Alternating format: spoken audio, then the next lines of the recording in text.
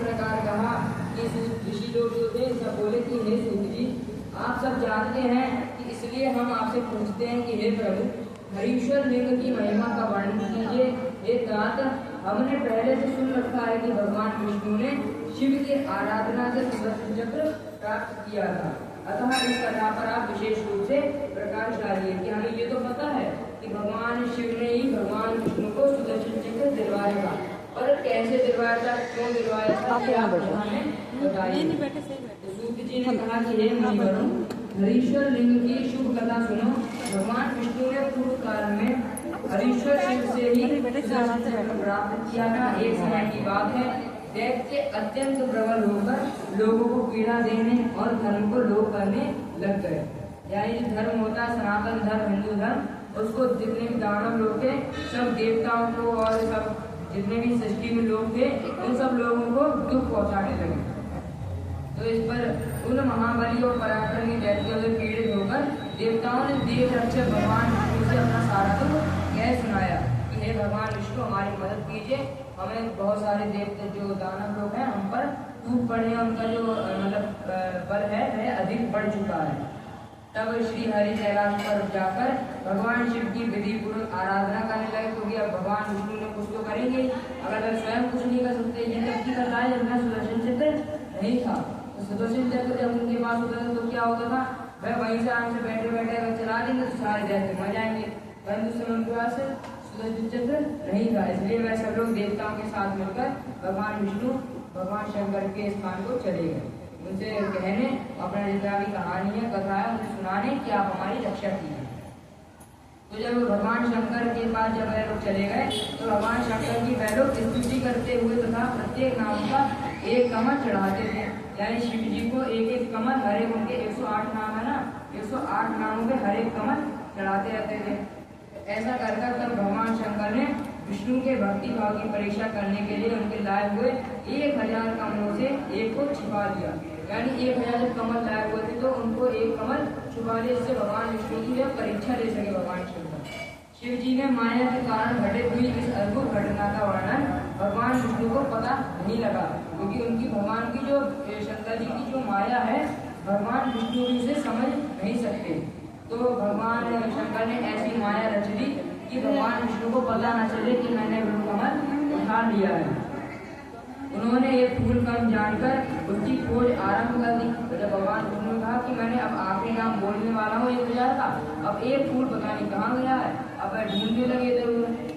तब दृढ़तापूर्वक उस व्रत का पालन करने वाले श्री हरि यानी भगवान विष्णु भगवान शिव की प्रसन्नता के लिए उसे एक फूल की प्राप्ति के उद्देश्य से सारी पृथ्वी पर भ्रमण करने लगे, और परंतु कहीं भी उन्हें वह फूल नहीं मिला। तब विशुद्ध चेता भगवान विष्णु ने एक फूल की पूर्ति के लिए अपने कमल सदृश एक नेत्र को ही निकालकर चढ़ा दिया। अब जो भगवान विष्णु के जो नेत्र हैं कमल से वे कम तो है नहीं, कमल के समान इतनी प्यारी उनकी आंखें कमल लोचन जैसी, तो उन्होंने अपनी आंख को ही निकाल कर भगवान को अर्पण कर दिया भगवान शंकर को, ताकि वह पर प्रसन्न हो। यह देखकर सबका दुख दूर करने वाले भगवान शंकर बड़े प्रसन्न हो गए। तब उन्हीं के सामने प्रकट हो गए। प्रकट होकर वे श्री हरि से बोले यानी भगवान विष्णु से बोले कि हे हरे, मैं तुम पर बहुत ही ज्यादा प्रसन्न हूँ, तुम इच्छा अनुसार वर मांगो, यानी जो तुम्हारी इच्छा हो वह वरदान मुझसे मांगो। आज तुमने अपनी आँख निकाल कर जो मुझे दे दी है, वो भी मैं तुम्हारी परीक्षा ले जाता और तुम उस परीक्षा में पास हो चुके हो, तो तुम्हें मनोवांछित वस्तु दूंगा जो भी तुम मुझसे वरदान में मांगोगे। तुम्हारे लिए मुझे भी कुछ भी अदेय नहीं है, यानी कोई ऐसी चीज नहीं है जो मैं तुम्हें ना दे सकूं। भगवान विष्णु बोले कि हे नाथ, आपके सामने मुझे कहना क्या है, और आप अंतर्यामी हैं, आप सब कुछ जानते ही हैं कि मैं यहाँ पर क्यों आया हूँ, आपकी किस कारण से पूजा करी है, आप अंतर्यामी आप सब जानते ही हैं, तो आप मुझसे पूछ तो नहीं। तथापि आपके आदेश का गौरव रखने के लिए मैं बताता हूँ, यानी अगर आपने पूछा ही है तो मैं ये नहीं कि नहीं बताऊंगा, मैं आपको जरूरी बताऊंगा। दैत्यों ने सारे जगत को पीड़ित कर रखा है, हे सदाशिव, हम लोगों को सदा सुख नहीं मिलता। हे स्वामी, मेरा अपना अस्त्र शस्त्र दैत्यों के वध में काम नहीं देता, यानी जो मेरा अस्त्र है वह कभी भी दैत्यों को नहीं मार पाता है। हे परमेश्वर, इसलिए मैं आपकी शरण में आया हूँ। सूत जी कहते हैं कि श्री विष्णु भगवान का यह वचन सुनकर देवादिदेव महादेव ने तेजो राशि में अपना सुदर्शन चक्र उन्हें दे दिया, यानी सुदर्शन चक्र का पहले भगवान शंकर के पास था, फिर उन्होंने अपना सुदर्शन चक्र भगवान विष्णु को अर्पण कर दिया और समस्त प्रबल दैत्यों को चक्र के द्वारा बिना परिश्रम के ही संहार कर डाला भगवान विष्णु ने। इससे सारा जगत स्वस्थ हो गया, क्योंकि अब कोई भी लोग जितने भी थे, अब कोई दुखी जो थे नहीं कि सारे दैत्य मारे गए। देवता को उनके लिए आयु को पाकर भगवान विष्णु भी अत्यंत प्रसन्न होकर अपने सुखी धाम को चले गए। जब उन्हें नया शस्त्र मिल गया सुदर्शन चक्र, जो कि भगवान शंकर का था, तब वह बड़े खुश होकर अपने धाम को चले गए। ऋषियों ने पूछा कि शिव के वे सहस्त्र नाम कौन कौन से हैं, बताइए, जिनके संतुष्ट होकर महेश्वर ने श्री हरि का सुदर्शन चक्र प्रदान किया था। उन नामों के महात्म्य का वर्णन कीजिए। श्री विष्णु के ऊपर श्री शंकर जी की कैसी कृपा थी, उनका यथार्थ रूप से प्रतिपादन कीजिए। शुद्ध अंतःकरण वाले उन मुनियों की वैसी बात सुनकर सूत जी ने शिव जी के चरण अविंदों में चिंतन करते हुए इस प्रकार कहना आरंभ कर दिया। बोलिए हरे हरे हरे महादेव। भगवान विष्णु द्वारा पठित शिव सहस्त्र नाम स्तोत्र। श्रूयतां भो सृष्टिश्रेष्ठा येन तुष्टो महेश्वरा ततः कथयाम्यद्य शैवं नाम सहस्रकम्। सूत जी बोले कि हे मुनिवरों, सुनो, जिससे महेश्वर संतुष्ट होते हैं वह शिव सहस्रनाम स्तोत्र आज मैं तुम्हें सुना रहा हूँ। विष्णुर्वाच शिवो हरो मृडो रुद्रा पुष्करा पुष्टिलोचना अतिगम्या सदाचार्य सर्वा शंभुमेश्वरः। भगवान विष्णु ने कहा कि एक यानी शिव कल्याण स्वरूप, दूसरा है हर, हर माने सुखदाता, भक्तों के पाप ताप को हर लेने वाला, तीसरा मृड, चौथा है रुद्र, पांचवा है पुष्कर, छठा है पुष्पलोचन, सातवां है अतिगम्य, आठवां है सदाचार, नवा है शर्व और 10वां है शंभु, 11वां है महेश्वर। और आगे बोलते हैं कि चंद्रापीड़ चंद्रमौल विश्वम विश्वमेशा वेदांसार संदोहा कपाली लोहितः। 12वां है चंद्रापीड़ और 13वां है चंद्रमौली, 14वां है विश्वम और 15वां है विश्वेश्वर और 16 है वेदांत सा संदोह और 17वां है कपाली, 18वां है नीलोहित। आगे बताते हैं ध्यानाधारो परिच्छेदो गौरीवर्गा गणेश्वरा पंचमूर्ति विश्वमूर्ति त्रिवर्ग सर्वधामनः। 19वां है ध्यानाराग और जो 20वां है उसका नाम है अपरिच्छेद्य, 21वां है उसका नाम है गौरीवर्गा, 22वां है उसका नाम है गणेश्वर, 23वां है उसका नाम है अष्टमूर्ति और 24वां है उसका नाम है विश्वमूर्ति, 25 त्रिवर्ग साधन। और जो उसके आगे का बताते हैं कि ज्ञान गम्यो दृढ़प्रज्ञो देव देव त्रिलोचनः वामदेवो महादेव कटु प्रेविदो दृढ़। 26वां जो है उसका नाम है ज्ञान गम्य, 27वां जो है उसका नाम है दृढ़ प्रज्ञ, 28वां है देवदेव, 29वां है त्रिलोचन, 30वां है वामदेव और 31वां जो है उसका नाम महादेव, 32वां जो है उसका नाम है पटु और जो 33वां है उसका नाम है परिविड़ और जो 34वां है उसका नाम है दृढ़। आगे बताते हैं कि विश्व रूपो विरूपाक्षो भागी शास्त्रोत्तमा सर्व प्रमाण संवादी विशांको विश्ववाहना। 35वां उन्होंने बताया कि विश्वरूप और आगे जो 36वां है उसका नाम है विरूपाक्ष, 37वां है उसका नाम है वागीश, 38वां है उसका नाम है सुजिसत्तम और जो 39वां है उसका नाम है सर्व प्रमाण संवादी और 40वां है उसका नाम है प्रशांत और 41वां है उसका नाम है वृषवाहन। ईशा पिनाक भगवानी चित्र वेश चित्रंतना तमोहारो महायोगी गोप्ता ब्रह्मा जधूजटी। 42वें का नाम है ईश, 44 खटवांगी, 45 चित्रवेश, 46 चिरंतन और 47 तमोहर और 48 महायोगी, 49 गोप्ता और 50 ब्रह्मा, 51 भूजटी काल काला मृतिवासा सुभगावणवात्मका उन्नद्रपुरुषो दुष्यो दुर्वासा भुजासना। 52 कालकाल और 53 कृतिवासा और 54 है सुभग और 55 बार जो है उसका नाम है प्रणवात्मक और 56 बार है उसका नाम है उन्नद्र और 57 वाला जो है उसका नाम है पुरुष और उसके बाद 58 वाला जो है उसका नाम है दृश्य और 59 वाला जो है उसका नाम है दुर्वासा और 60वां जो है ऐसे पुरुषासन। ऐसे बहुत बड़ा ये सारे नाम है, पूरे 1000 कहने में तो पूरा वो समय बीत जाएगा कथा में, बैठ के आनंद नहीं आया तो उससे बढ़िया जो आगे का है, ऐसे 1000 नाम जो है उनका उन्होंने वर्णन उनके सामने कर दिया।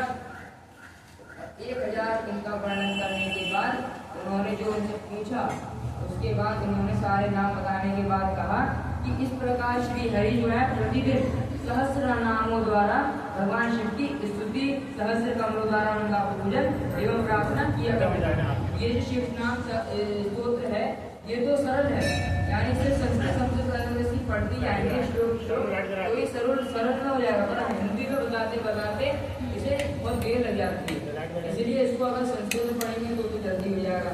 तो इस प्रकार श्री हरि जो थे प्रतिदिन भगवान शिव के सहस्र नामों द्वारा भगवान शिव की स्तुति, सहस्र कमलों द्वारा यानी हजारों कमलों के द्वारा उनका पूजन एवं प्रार्थना किया करते थे। एक दिन भगवान शिव की जो लीला थी उसमें एक कमल कम हो जाने पर भगवान विष्णु ने अपना कमलों पर नेत्र ही उन्हें चढ़ा दिया था। इस तरह उनसे पूजित एवं प्रसन्न होकर शिव जी ने चक्र दिया और इस पर कहा कि हे हरे, सब प्रकार से अनर्थों की शांति के लिए तुम्हें मेरे स्वरूप का ध्यान करना चाहिए।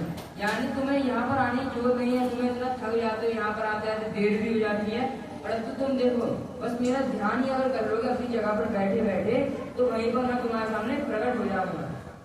क्योंकि भगवान शंकर जो है उन्हें इधर उधर चलने की जरूरत नहीं है, ना ढूंढने की जरूरत है, जहाँ पर कोई भी याद करता है वहीं से प्रकट हो जाती है। वैसे भगवान विष्णु है। जब प्रहलाद जो था, प्रहलाद जब अपने पिता से डर रहा था, उन्हें डर नहीं रहा था, क्योंकि सत्य जो होता है जो भगवान की हमेशा पूजा करता है कभी भी डरता नहीं है। तो प्रहलाद जी जो थे अपने पिता हिरण्यकश्यप जो थे उन्हें मारने के लिए उन्हें तलवार उठाकर उनके सामने आ रहे थे, परंतु वह ये वाली ये नहीं कि पिताजी मुझे माफ कर दीजिए, मैं अपने पीछे हट जा रहा हूँ, मुझे माफ कर दीजिए, आप मुझे मारिए मत। ऐसा नहीं, जो सत्य होता है वह निर्भय होता है, निडर होता है।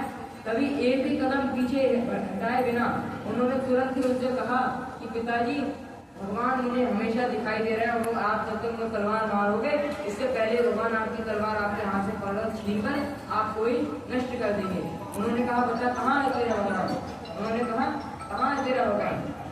उन्होंने कहा मुझे सब जगह दिख रहा है, पर एक जगह जो है जो ये खंबा है इसके अंदर मुझे सबसे ज्यादा क्रोधित दिखाई दे रहा है कि आपको मारने के लिए ऐसे प्रकट हो। अब उसने कहा ये खंबे में कैसे हो सकते भगवान? तब उसने एक घूसा मारा खंबे में, खंबा जैसे टूटा वैसे एकदम से नृसिंह भगवान प्रकट हुए थे और नृसिंह भगवान ने एकदम से उसका हाथ पकड़ के उसे अपनी जान हटाया, उसका पेट फाड़ दिया। इसलिए भगवान को कभी आने की जरूरत नहीं पड़ती है, कितनी भी देर हो जाए में अगर आप याद करेंगे और भगवान अगर आप पे प्रसन्न है तुरंत ही एकदम से आपके सामने प्रकट हो जाते हैं, अभी उन्हें इधर उधर जाने की जरूरत नहीं पड़ती।